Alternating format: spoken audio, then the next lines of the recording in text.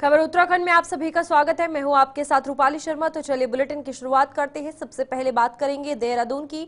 देहरादून स्थित भारतीय वन्य जीव संस्थान में वन्य जीव प्रबंधन में 29वें सर्टिफिकेट कोर्स का विदाई समारोह आयोजन किया गया और ये 39वां विदाई समारोह है, जहां पर आपको बता दें कार्यक्रम में उत्तराखंड राज्यपाल retired lieutenant general Gurmeet Singh ने बतौर मुख्य अतिथि शिरकत की। इस दौरान उन्होंने वन्य जीव प्रबंधन में 39वें प्रमाण पत्र पाठ्यक्रम में अधिकारी प्रशिक्षुओं को सम्मानित किया। साथ ही विशिष्ट स्मृति चिन्ह स्टोर का उद्घाटन भी किया, जिसमें वन्य जीव थीम वाले उत्पाद और स्मृति चिन्ह उपलब्ध है। इस पहल का उद्देश्य संस्थान द्वारा वन्य जीव संरक्षण के प्रति जागरूकता फैलाना है। वहीं राज्यपाल ने सभी प्रशिक्षुओं और पुरस्कार विजेताओं को बधाई दी। उन्होंने कहा कि प्रशिक्षण के दौरान प्राप्त ज्ञान देश भर में वन्य जीव प्रबंधन में बेहतर योगदान होगा। Wild life institute of India WII के सर्टिफिकेशन कॉन्वोकेशन के ऊपर में बहुत ही आनंद आया। पूरे इंस्टीट्यूट को बहुत डिटेल से देखा और यहाँ पर जो इकोसिस्टम है, काम करने का ढंग है, वो अपने आप में एक आउटस्टैंडिंग सिस्टम है, जिसके अंदर में रिसर्च, शोध, टेक्नोलॉजी और नवाचार का एक वातावरण दिखाई दिया। आज हमने बहुत डिटेल से देखा कि फोरेंसिक जो कैपेबिलिटीज है, जो लेबोरेटरी है, उसका क्या स्टैंडर्ड है। मुझे ऐसा लगता है कि इस संस्था ने फोरेंसिक कैपेबिलिटी, टेक्नोलॉजी और क्वालिटी एनहांसमेंट के ऊपर में बहुत कार्य किया है। आज ये कोर्स करने वालों के जो सबसे अच्छा कार्य किया उनको मेडल्स दिए और मुझे बहुत खुशी है कि आज का जो गोल्ड मेडल था वो मिजोरम के फॉरेस्ट ऑफिसर जो एक महिला है उन्होंने जीता है। इस फॉरेस्ट डिपार्टमेंट के अंदर में महिलाओं का योगदान बहुत विशेष है। I would like to compliment. इसके अलावा एक जो सबसे टचिंग बात थी इस परिवार की, इस इंस्टीट्यूट की, वो ये थी कि इस परिवार ने अपने जो वेटरन्स हैं, जो बुजुर्ग हैं, जिन्होंने अपनी पूरी जिंदगी इस संस्था के अंदर लगाई है, उनको और आने वाली पीढ़ी, जो युवा पीढ़ी है, उनको सम्मानित किया।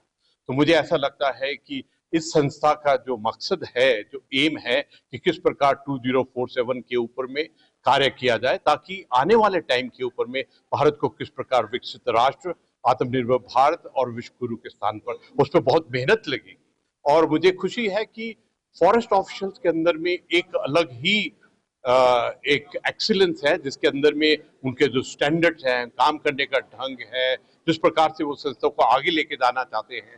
और सबसे टचिंग बात ये लगी कि उनका जो डॉक्यूमेंटेशन है, उनका जो प्रचार प्रसार है, जिस प्रकार से उन्होंने वाइल्ड लाइफ का कंजर्वेशन के ऊपर में कार्य किया है। I am very happy about the standard that they kept for themselves. And सबसे बड़ी बात तो ये है कि ये जो संस्था है, ये 4 स्टार संस्था है, जो अपने आप में एक एक्सीलेंस है। और ये पूरे हमारे भारत के लिए एक बहुत मान और सम्मान की बात है कि हमारे पास में ऐसी संस्था है जिनको भारतवर्ष ने 4 स्टार का एक स्टैंडर्ड दिया गया है। मैं सच कहूं तो आज के दिन में मैं डायरेक्टर साहब को और हर एक यहाँ के कर्मचारी को शुभकामनाएं देना चाहता हूं कि आपने इतना सुंदर कार्य किया है। प्रधानमंत्री नरेंद्र मोदी ने उत्तराखंड में शीतकालीन यात्रा को बढ़ावा देने और 38वें राष्ट्रीय खेलों के उद्घाटन के दौरान राज्य के विकास और पर्यटन को नई दिशा देने की वकालत की है। पीएम मोदी ने कहा कि उत्तराखंड उनका दूसरा घर है और वह सर्दियों में यहां की शीतकालीन यात्रा का हिस्सा बनने की इच्छा रखते हैं। उन्होंने युवाओं और खिलाड़ियों से आग्रह किया कि वे सर्दियों में उत्तराखंड जरूर आए और यहाँ की साहसिक गतिविधियों का आनंद ले। प्रधानमंत्री नरेंद्र मोदी के आह्वान पर उत्तराखंड की खेल मंत्री रेखा आर्या ने अपनी प्रतिक्रिया दी है। खेल मंत्री ने कहा कि प्रधानमंत्री नरेंद्र मोदी उत्तराखंड से बेहद लगाव रखते हैं और वे उत्तराखंड को अपना दूसरा घर मानते हैं। इसके अलावा खेल मंत्री ने क्या कुछ कहा, आइए वो भी सुनते हैं। देखिए, माननीय प्रधानमंत्री जी का जिस प्रकार से केदारनाथ के प्रति, जिस प्रकार से बद्रीनाथ के प्रति, जिस प्रकार से माँ गंगा से, जिस प्रकार से उत्तराखंड की इस देवभूमि से लगाव है, उन्होंने कल अपने भाषण में भी कहा है कि उत्तराखंड उनका दूसरा घर है। निश्चित रूप से इससे उनके प्रेम जो उत्तराखंड के प्रति है वो छलकता है और वे लगातार, हो सकता है देश के पहले ऐसे प्रधानमंत्री होंगे जो देवभूमि में कई बार जो है विभिन्न रूप में जो है उत्तराखंड से जुड़ते रहे हैं।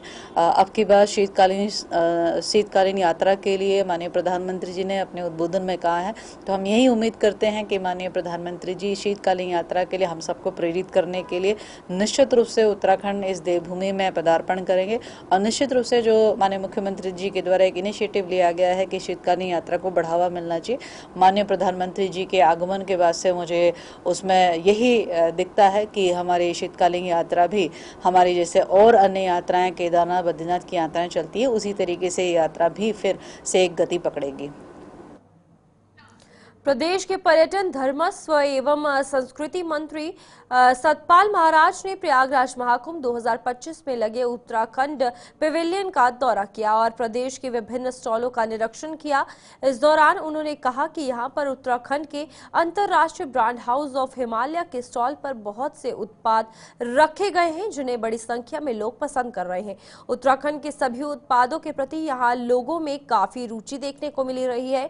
पर्यटन मंत्री श्री महाराज ने बताया कि उत्तराखंड पेविलियन में लगे प्रदेश के विभिन्न स्टॉलों में अब तक 7 लाख से भी अधिक लोग अपनी उपस्थिति दर्ज करवा चुके हैं। पेविलियन में बने पर्यटन विकास परिषद श्री बद्री केदार द्वारा मानस खंड मंदिर मिशन के अंतर्गत विभिन्न सिद्ध पीठों सहित दिव्य मंदिरों की प्रतिकृतियां और जल जीवन मिशन के स्टॉल श्रद्धालुओं के लिए विशेष आकर्षण का केंद्र बने हुए हैं।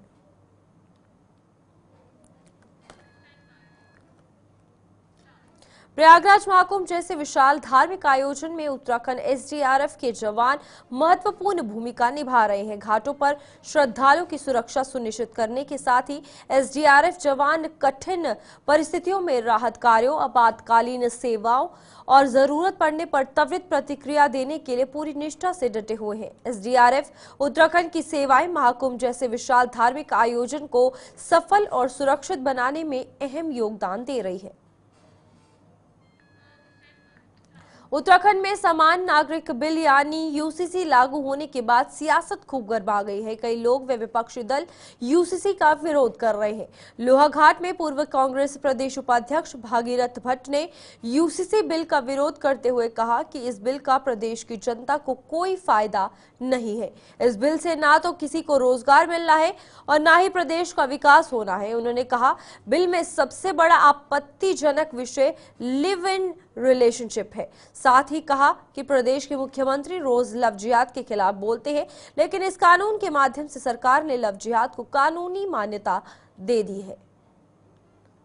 यूसीसी पहले तो ये केंद्र का विषय है, चलिए राज्य इसको ला भी गया तो हम एक मानते हैं कि आम आदमी को, उत्तराखंड के आम नागरिक को क्या फ़ायदा है इसमें? कोई फ़ायदा है? कोई सुविधा है? किसी को रोज़गार मिल जा रहा है कि किसी के लिए कोई नई सहूलियतें हो रही हैं कि? लेकिन जो सबसे बड़ा आपत्तिजनक इसमें विषय है वो है लिव इन रिलेशन। सरकार लव जिहाद के खिलाफ रोज़ बोलती है, लव जिहाद, लैंड जिहाद, थूक जिहाद, लेकिन आज इस कानून के माध्यम से सरकार ने लव जिहाद को कानूनी मान्यता दे दी है। कोई भी लड़का लड़की जो लव रिलेशन में रहना चाहते हैं वो एसडीएम के यहाँ अपना रजिस्ट्रेशन कराएंगे और उनको कानूनी बाध्यता, कानूनी जो है वैधता मिल जाएगी। और उसके बाद अगर इत्तेफाक से कोई संतान उनसे पैदा हो गई उसको भी लीगल राइट यानी कानूनी मान्यता है, संपत्ति में अधिकार है। जो हमारा सनातन धर्म है, उत्तराखंड को देवभूमि कहा गया है, यहाँ ये कल्चर बिल्कुल हमारे सनातन के एकदम खिलाफ है। हमारे समाज में ये कहीं पर भी मान्य नहीं है कि कोई लड़का लड़की बिना विवाह के जो है कहीं पर रहें। एकदम अनैतिक है, अवैध है। हमारे धर्मशास्त्रों में इसको मान्यता नहीं है, समाज में नहीं है आज भी। लेकिन ये सरकार पता नहीं इसको किसने ऐसा दिया है, इसने इसको मान्यता दे दी है। इसका एक बहुत बड़ा हम लोग विरोध कर रहे हैं। जनता को भी इसमें सोचना चाहिए, कम से कम इस चीज़ को हटाना चाहिए। ये बहुत बड़ा इसके व्यापक जो है दुष्परिणाम। उत्तराखंड विद्यालय शिक्षा परिषद की वर्ष 2025 में होने वाली हाई स्कूल और इंटरमीडिएट की परीक्षाओं की तैयारी को लेकर एक बैठक बोर्ड सभागार में आयोजित की गई।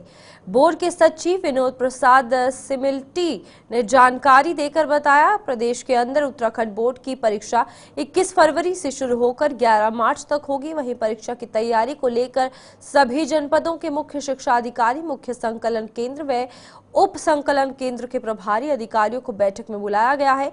उन्होंने बताया, प्रदेश के अंदर कुल 1245 परीक्षा केंद्रों में ये परीक्षा संपन्न होगी। वहीं परीक्षा की तैयारी को लेकर ये बैठक आयोजित की गई है, जिसमें अधिकारियों को परीक्षा को संपन्न करने के लिए जरूरी दिशा निर्देश दे दिए गए हैं। वर्ष 2025 की हाई स्कूल और इंटरमीडिएट की जो हमारी लिखित परीक्षाएं हैं वो 21 फरवरी से और 11 मार्च के बीच में होनी है। तो परीक्षा पूर्व तैयारी के लिए आज यहाँ पर सभागार में हमने सभी जनपदों के मुख्य शिक्षा अधिकारियों को और मुख्य संकलन केंद्र, उप संकलन केंद्र के प्रभारी जो अधिकारी हैं उनको बुलाया है। और जो हमारे 1245 परीक्षा केंद्रों पर अभी परीक्षाएं होनी हैं, इनकी तैयारी के संदर्भ में आवश्यक दिशा निर्देश आज परिषद की तरफ से मुख्य शिक्षा अधिकारियों को और उप नियंत्रकों को दिए जा रहे हैं। परीक्षाएं फरवरी 21 से शुरू होंगी और 11 मार्च तक चलेंगी। प्रयोगात्मक परीक्षाएं हमारी प्रारंभ हो गई थी 16 जनवरी से और ये 15 फरवरी तक चलेंगी। तत्पश्चात बीच में परीक्षाओं की तैयारी के लिए परीक्षार्थियों को मौका दिया जाएगा और 21 फरवरी से हमारी लिखित परीक्षाएं प्रारंभ होंगी। 15 फरवरी से उत्तराखंड में फायर सीजन शुरू हो रहा है, जिसकी तैयारियां जंगलात विभाग ने शुरू कर दी है। इस फायर सीजन में ड्रोन कैमरे से पूरी आपको बता दें कि राजाजी टाइगर रिजर्व एरिया की निगरानी करेंगे और साथ ही साथ ताकि जंगलों में आग की जानकारी तुरंत मिल सके, इसको लेकर राजाजी में ट्रायल शुरू हो गया है। और यहाँ पर आपको बता दें कि उप निदेशक महातिम यादव ने बताया कि राजाजी के पास अलग अलग जोन में 8 ड्रोन हैं, जिसके माध्यम से फायर सीजन में जंगल की आग को मॉनिटरिंग की जाएगी। इसके लिए टीम ने कुछ सदस्यों को ट्रेनिंग दी है और साथ ही साथ उन्हें सभी इक्विपमेंट से लैस किया जा रहा है। ड्रोन के माध्यम से फायर सीजन में आग की मॉनिटरिंग की जाती है, जबकि अन्य सीजन में भी समय समय पर वन्यजीव संघर्ष आदि की मॉनिटरिंग की जाती है।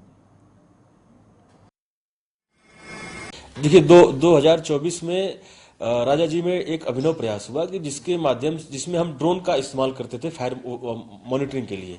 जैसे कि आप जानते हैं राजाजी टाइगर रिजर्व के अंदर आबादी है नहीं, और यदि पहाड़ के पीछे आग लगी है या फिर कहाँ पर आग लगी है तो सेटेलाइट की तो एक सीमा है, वो दिन में 2 बार ही हमें अलर्ट देता है। लेकिन ड्रोन हमारे पास है तो हम पहाड़ी के पीछे या कहाँ पर आग लगी है, किधर से धुआं उठ रहा है वाकई में, वो हम देख सकते हैं। वो हमने इस बार विकासनगर क्षेत्र का आसान वेटलैंड झील में इस समय 117 प्रजाति के पक्षी प्रवास कर रहे हैं।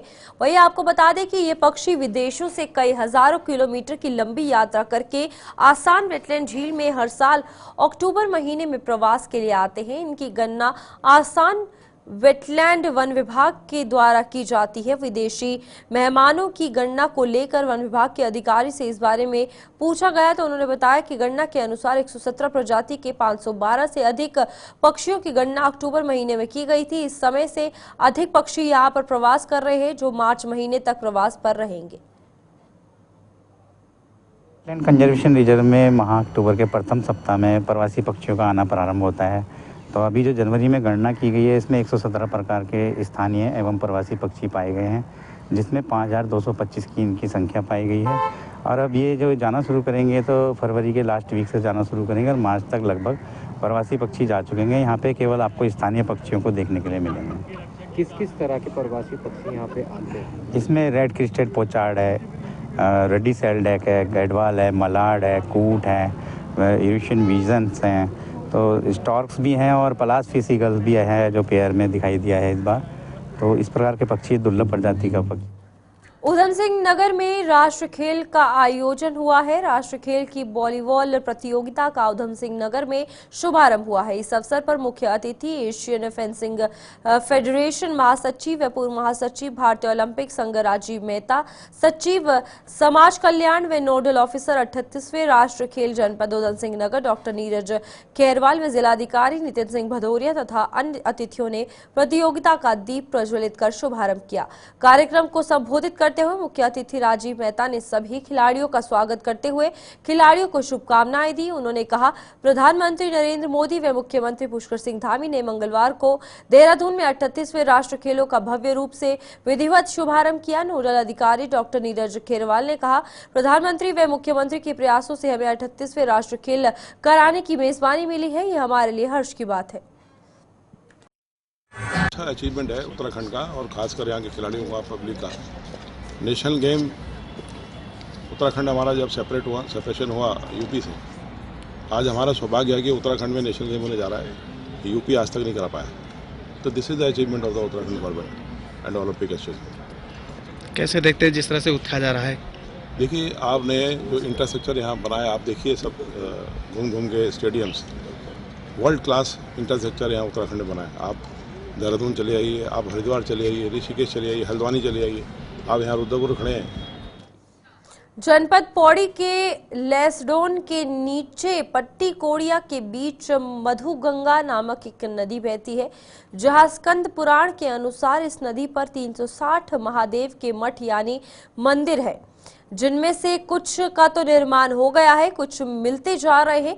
इसी बीच रेतपुर जुई बिताड़ा मोटर मार्ग निर्माण के दौरान एक गुफा मिली है, जिसके अंदर कई छोटे बड़े शिवलिंग आकार के पत्थर मिले हैं।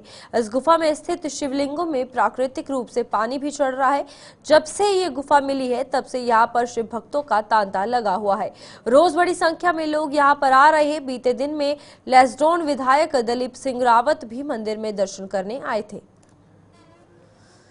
हमारा मंदिर है, वो हम प्रशासन से करेंगे थोड़ा मदद कर दे, थोड़ा गांव वाले करेंगे, थोड़ा प्रशासन करेंगे मदद, उसको मंदिर रूप में बना देंगे हम। वहाँ पे शिवलिंग है, जैसे गाय का थान है, शिव जी पार्वती की मूर्ति है, गणेश भगवान की है, सभी देवी देवताओं की है वहाँ पे। हम चाहते हैं कि मंदिर बना दें उसमें। हाँ जी, हाँ भी कहना चाहते हैं कि सर्वे करे हो, थोड़ा मंदिर बनाने की अच्छी बात है ये। हाँ जी, बिल्कुल शक्ति है, शक्ति है। विकासनगर के ग्राम गुडरिच टी स्टेट के ग्रामीण 3 दिन से पानी की किल्लत से जूझ रहे हैं। आपको बता दें कि अभी नया पानी का टैंक गांव में बनाया गया है, लेकिन उसकी हालत बद से बदतर है। नवनिर्मित पानी के टैंक से पानी रिसकर बह रहा है, लेकिन जल संस्थान विभाग के द्वारा इसका कोई ध्यान नहीं दिया जा रहा है। ग्रामीणों ने बताया कि 3 दिन से वह पानी की कमी के कारण परेशान है, उनके नलों में पानी नहीं आ रहा है।